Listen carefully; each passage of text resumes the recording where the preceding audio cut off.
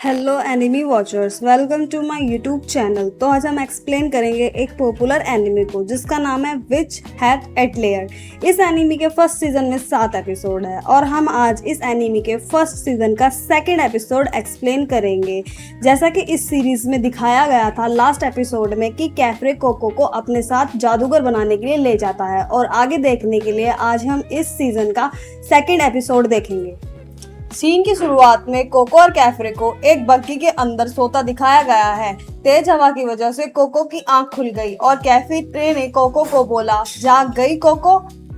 रात को तुम्हारे कपड़े हल्के थे और तुम्हें ठंड भी लग रही थी, इसलिए मैंने पास से गुजर रही बग्गी से लिफ्ट मांगी है। फिर दूर से ही कैफ्रे कोको को अपना अटेलियर दिखा रहा है जो कोको को बहुत पसंद आता है। फिर अटेलियर में कैफ्रे और कोको दोनों एंटर करते हैं। जब कैफ्रे अपने घर का गेट खोल रहा है तब वह पीछे मुड़ के देखता ही है कि कोको खड़ी रो रही है। वह कोको के पास जाता है और कोको से पूछ रहा है, कोको तुम क्यों रो रही हो? कोको को अपनी मॉम की याद आ रही है। कोको खुद को गिल्टी फील कर रही है और उसका मानना है कि जो एक्सीडेंट लास्ट नाइट उसकी मोम के साथ हुआ है उसकी वजह से हुआ है। फिर कैफ्रे कोको को समझा रहा है कि तुमने जो भी कुछ किया जानबूझकर थोड़े ही किया है। तुम्हें क्या पता था कि ये जादू कितना खतरनाक होगा? फिर कैफ्रे घर के अंदर चलकर एक जादू करता है जिससे वो हवा में एक पानी का बुलबुला बना रहा है और कोको को उस पानी से हाथ मुंह धोने के लिए बोल रहा है। फिर कैफ्रे वहां से चला गया। कोको को नहीं पता कि वो उस बुलबुले से पानी कैसे बाहर निकाले। फिर 2 छोटी लड़कियां वहां आ गई जिनका नाम है तीतिया और रिची। तीतिया उस पानी को कैसे इस्तेमाल करना है यह कोको को बता रही है और यह भी बता रही है कि इसको इस्तेमाल करना बहुत आसान है। कोको तीतिया को थैंक यू बोल रही है जो तीतिया को बहुत अच्छा लगता है। फिर तीतिया उस थैंक यू के लिए कोको को दोबारा थैंक यू बोल रही है और रिची जादू का सामान लेकर वहां आ जाती है, इंक और पेन। फिर तीतिया बोल रही है, तुम कौन हो? जादूगर तो नहीं लग रही हो।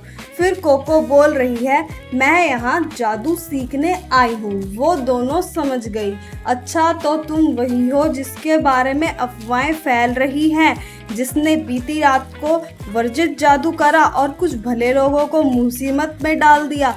फिर कैफ्रे कोको के लिए वहाँ कपड़े लेकर आ जाता है। वो कपड़े कोको को बिल्कुल फिट आ जाते हैं। फिर कैफ्रे कोको को जादू के पीछे की सारी हिस्ट्री एक्सप्लेन करने लगा। फिर पता चला कि बहुत साल पहले जादू करना कोई बड़ा बात नहीं हुआ करती थी, कोई भी जादू कर सकता था। इसी बीच इंसानों को आपसी रंजिश बढ़ने लगी। जब इंसान कुछ ना कर सकने की काबिलियत रखने लगे तब इंसानों ने अपनी सूझबूझ दोनों खो बैठी और अनगिनत खौफनाक जादू रचे गए। अच्छे जादू करने वाले लोग एकजुट हो गए और लोगों की जादू से जुड़ी यादें मिटा दी और जादू सिर्फ भरोसेमंदों को ही सिखाया गया जो इसे राज रख सके। वही था समझौते का दिन और तभी से लोग यही जानते हैं कि जादू सिर्फ कुछ ही लोग कर सकते हैं, लेकिन असली राज सबको पता चल गया तो दुनिया तबाह हो जाएगी। इसलिए जादू को हम जादूगर लोग सीक्रेट रखते हैं, इसलिए तुम्हारे बारे में अफवाहें फैल रही है। मुझे माफ करना, कैफ्रे कोको से बोल रहा है और सॉरी भी कह रहा है। कोको को बहुत रिग्रेट हो रहा है। फिर कोको वर्जित जादू के बारे में जानना चाहती है, जो बुरे लोगों ने विनाशकारी जादू लिखे जो सिर्फ तबाही और दर्द देते हैं। समझौते वाले दिन उन पर पाबंदी लगा दी गई। कोको कैफ्रे से अब वो जादू सीखना चाहती है जो कोको को नहीं पता। कोको को नहीं पता कि कौन सा जादू अच्छा है बुरा। कोको बोल रही है अगर मैं नहीं सीख पाई तो हमेशा डरती रहूंगी। फिर कैफरी कोको को अपने साथ ले जा रहा है। वो बता रहा है जादू करना बहुत आसान है और दुनिया में बहुत से जादू वर्जित हैं जो सीधे ह्यूमन बॉडी पर किए जाते हैं, जैसे रूप या उम्र बदलने का जादू, या बिना किसी सवारी या दरवाजे के गायब होना, या किसी इमोशंस के कंट्रोल करने का जादू, या किसी को चोट पहुंचाना या उसका इलाज करना। सिर्फ एक जादू की छूट है, यादें मिटाने वाला जादू। ज्यादा जादू औजारों पर किए जाते हैं, बग्गी या लैम्प या इस खिड़की पर। वो मैजिक से खिड़की के बाहर का व्यू ही चेंज करता है। वो कहता है कि झरोखे का जादू समान खिड़की को जोड़ता है। फिर कैफे उस खिड़की से कोको को एक मीनार दिखाता है और बता रहा है जब जादू पर कोई किताब लिखी जाती है तब एक कॉपी वहां अपने आप चली जाती है। कोको वहां जाने की जिद करती है पर जा नहीं पाती। वहां जाना आसान नहीं है क्योंकि वहां जादू के 4 रक्षक हैं। पहले तुम काबिल बनो, इम्तिहान पास करो, फिर जाओ। फिर कैफे कोको को भले जादू सीखने को कहता है जिससे लोगों को खुश किया जा सके। फिर कैफे कोको को अगौत के कमरे में रहने के लिए अपने साथ ले जा रहा है। कोको का कमरा नीचे होता है और कैफे फिर वहां से चला जाता है। कैफे किसी से बात करता है और कोको को उसका स्टूडेंट बनाने के लिए शुक्रिया बोल रहा है। उधर खिड़की से अगौत आ रही है जो कोको को कुछ भी सामान छूने से मना कर रही है। वो कोको को कहती है तुम वही लड़की हो ना जिसके बारे में अफवाहें फैल रही है, जिसने वर्जित जादू किया है और अब तुम मेरे ही साथ यहाँ रहोगी। अगौत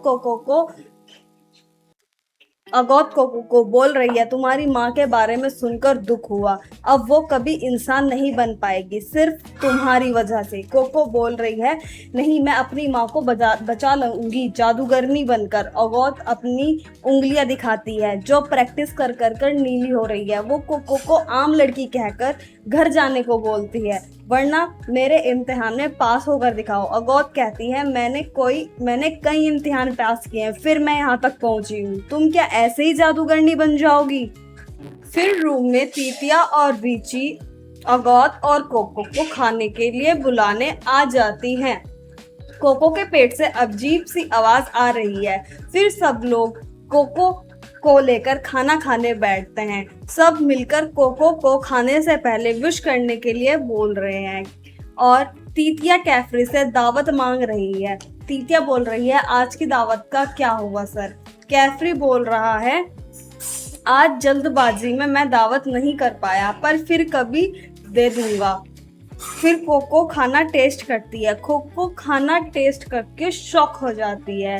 फिर कैफरी बोलता है इसमें शॉक होने वाली कोई बात नहीं, ये तो यहाँ के उगने वाले गेहूं का कमाल है। फिर कोको सब्जी टेस्ट करती है। कोको सब्जी टेस्ट करके भी शॉक हो जाती है। कैफे कहता है यहाँ पर इतनी टेस्टी सब्जी उगती है।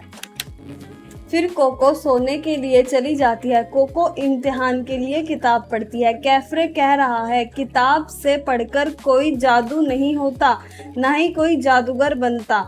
जादू तो औजारों से होता है। जो कोको देखकर चौंक जाती है, वो डरती भी है, फिर शुरू करती है।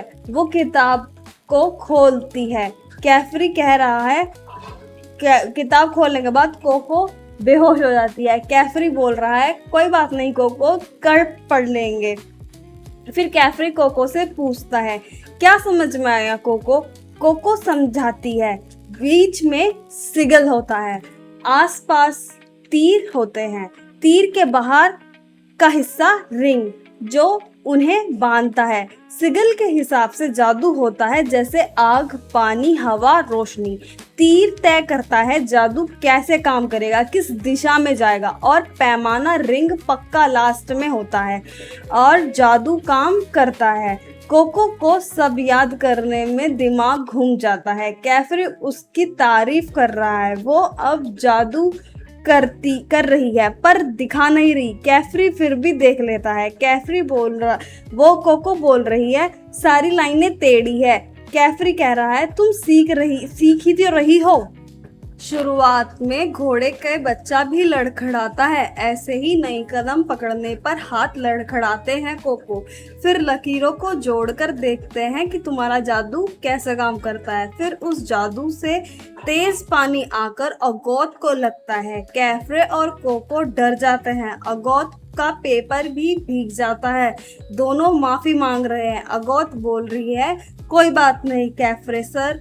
वो कहती है, मैं देखना चाहती हूँ पर तुमने क्या बनाया। फिर अगौत कोको को समझा रही है, इस दिशा का तीर ज्यादा लंबा है, इसलिए सारी ताकत से पानी इस दिशा में आया। कैफ्री कह रहा है, वाह अगौत, तुम तो बहुत बारीकी से रिचेक करती हो। कोको को तुम्हारे साथ रखने का फैसला ठीक था। कैफ्रे अगौत से बोल रहा है कि मैं कुछ दिनों के लिए शहर से बाहर जा रहा हूँ, तब तक तुम कोको को अपने साथ रखना और इसका ख्याल भी रखना। कोको, तुम्हें अगौत से बहुत कुछ सीखने को मिलेगा। कोको दोबारा अगौत से सॉरी मांगती है। अगौत बोल रही है, मुझसे बार बार माफी मत मांगो, मुझे बुरा नहीं लगा। कोको, चलो तुम्हारी पढ़ाई बहुत हुई, अब मैंने जो कल कहा था, तुम्हारे इम्तिहान का वक्त हो गया, चलो इम्तिहान शुरू करो।